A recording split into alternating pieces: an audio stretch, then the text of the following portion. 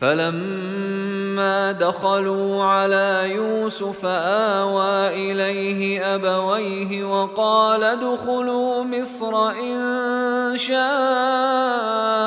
الله آمنين۔ پس جب وہ سب یوسف کے پاس پہنچے تو اپنے والدین کو اپنے قریب کیا اور کہا آپ لوگ شہر میں داخل ہوں، اگر اللہ چاہے گا تو امن کے ساتھ رہیں گے۔ یعقوب علیہ السلام اپنے تمام بال بچوں، جانوروں اور ساز و سامان کے ساتھ کنعان سے سرزمین مصر کی طرف روانہ ہو گئے۔ ان کا بیٹا یہودا پہلے گیا تاکہ یوسف علیہ السلام اسے وہ جگہ بتا دیں جہاں ان سب کو آباد ہونا تھا اور جس کا نام جاسان تھا۔ یوسف علیہ السلام نے اپنے باپ سے شہر سے باہر نکل کر ملاقات کی۔ جب یعقوب نے انہیں دیکھا تو ان کی گردن سے چپک کر بہت دیر تک روتے رہے۔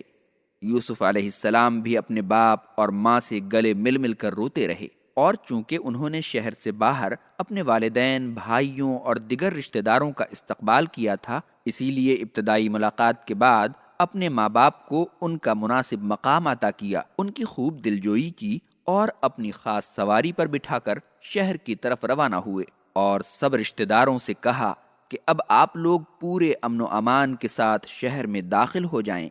ورفع أبويه على العرش وخروا له سجدا وقال يا أبت هذا تأويل رؤياي من قبل قد جعلها ربي حقا وقد أحسن بي إذ أخرجني من السجن وجاء بكم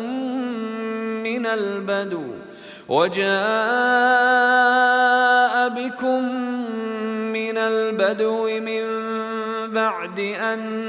نزغ الشيطان بيني وبين إخوتي إن ربي لطيف لما يشاء إنه هو العليم الحكيم۔ اور اپنے والدین کو شاہی تخت پر جگہ دی اور سبوں نے ان کو سجدہ کیا۔ یوسف نے کہا اے ابا، میرے گزشتہ خواب کی یہی تعبیر ہے، اللہ نے اسے سچ کر دکھایا ہے، اور مجھ پر اللہ نے بڑا احسان کیا کہ مجھے جیل سے نکالا اور آپ سب کو بادیہ سے یہاں پہنچایا، اس کے بعد کہ شیطان نے میرے اور میرے بھائیوں کے درمیان اختلاف پیدا کر دیا تھا۔ بے شک میرا رب جو چاہتا ہے اس کی نہایت اچھی تدبیر کرتا ہے، بے شک وہ بڑا جاننے والا، بڑی حکمت والا ہے۔ جب یوسف علیہ السلام اپنے باپ ماں کو لے کر دارالسلطنت پہنچے تو انہیں اپنے ساتھ شاہی تخت پر بٹھایا۔ اس وقت ان کے والدین اور 11 بھائی ان کی تعظیم میں سجدہ میں گر گئے۔ تب یوسف علیہ السلام نے کہا ابا جان، میرے گزشتہ خواب کی یہی تعبیر ہے جسے اللہ نے سچ کر دکھایا ہے، اور اس نے مجھ پر یہ احسان کیا کہ مجھے جیل سے نجات دی، اور کنویں سے اپنے نکالے جانے کا ذکر اس لیے نہیں کیا کہ بھائیوں کو شرمندگی نہ ہو، جنہیں پہلی ملاقات میں کہہ چکے تھے کہ ماضی کی غلطی پر تمہارا مواخذہ نہیں کیا جائے گا، اور اس کا یہ بھی احسان ہے کہ آپ سب کو بادیہ سے یہاں پہنچا دیا۔ کہتے ہیں کہ ان کا پیشہ مویشی پالنا تھا، اور شیطان نے میرے اور میرے بھائیوں کے درمیان حسد کی جو آگ لگائی تھی وہ بجھ گئی اور ہم سب ایک ہو گئے۔ رب قد آتيتني من الملك وعلمتني من تأويل الأحاديث فاطر السماوات والأرض أنت ولي في الدنيا والآخرة توفني مسلما وألحقني بالصالحين۔ میرے رب، تو نے مجھے بادشاہت عطا کی اور خوابوں کی تعبیر کا علم دیا، اور اے آسمان و زمین کے پیدا کرنے والے، دنیا و آخرت میں تو ہی میرا مددگار ہے۔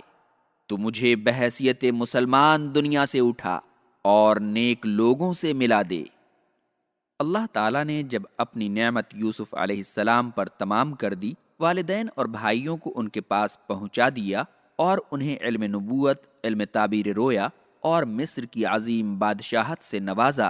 تو انہوں نے اپنے رب سے دعا کی کہ اے اللہ، تو میری باقی عمر تک ان نعمتوں کی حفاظت فرما، اور جب موت آئے تو اسلام پر آئے اور مجھے نیک لوگوں میں شامل کر دے۔ بعض لوگوں کا خیال ہے کہ یوسف علیہ السلام نے موت کی تمنا کی تھی اور اس دعا کے بعد وفات پا گئے، لیکن جمہور اہل علم کی رائے یہ ہے کہ انہوں نے اس دعا کے ذریعے موت کی تمنا نہیں کی تھی، بلکہ ان کا مقصد یہ تھا کہ جب موت آئے تو اسلام پر آئے۔ مسند احمد اور صحیحین میں انس بن مالک رضی اللہ عنہ سے مروی ہے کہ رسول اللہ صلی اللہ علیہ وسلم نے فرمایا، تم میں سے کوئی کسی تکلیف و مصیبت کی وجہ سے موت کی تمنا نہ کرے، اگر نیک آدمی ہوگا تو اس کے اجر و ثواب میں اضافہ ہوگا، اور اگر برا ہوگا تو ممکن ہے کہ اسے توبہ کی توفیق مل جائے۔ اسے اس طرح کہنا چاہیے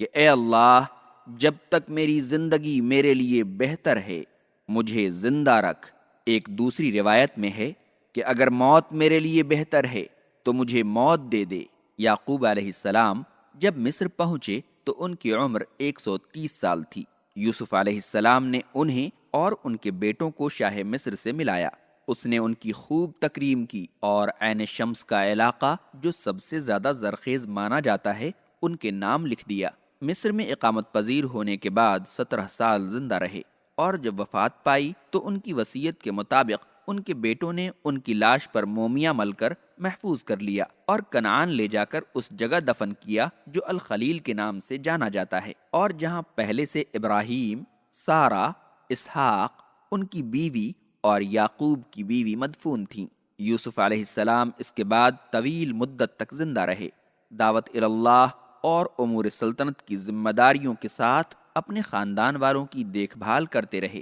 وفات کے بعد ان کی اولاد نے انہیں سنگ مرمر کے ایک صندوق میں دریائے نیل کے بالائی علاقے میں دفن کر دیا۔ اس وقت ان کی عمر 110 سال تھی، اور ان کی عظیم بادشاہت کی کہانی ختم ہو گئی، اور اللہ کی بادشاہت باقی رہی جو ہمیشہ سے رہی ہے اور ہمیشہ رہے گی۔ 400 سال کے بعد موسیٰ علیہ السلام نے ان کا تابوت وہاں سے نکالا اور کنعان لے جا کر ان کے آباء و اجداد کے پہلو میں دفن کر دیا۔ سرزمین مصر میں آل یعقوب نے خوب ترقی کی اور ان کی نسل بھی بہت تیزی کے ساتھ بڑھتی گئی، یہاں تک کہ ایک پوری قوم بن گئے اور ایک بڑے علاقے میں پھیل گئے۔ جب ان میں موسیٰ علیہ السلام مبعوث ہوئے تو انہیں دوبارہ ان کے آباء و اجداد کے وطن شام واپس لے گئے۔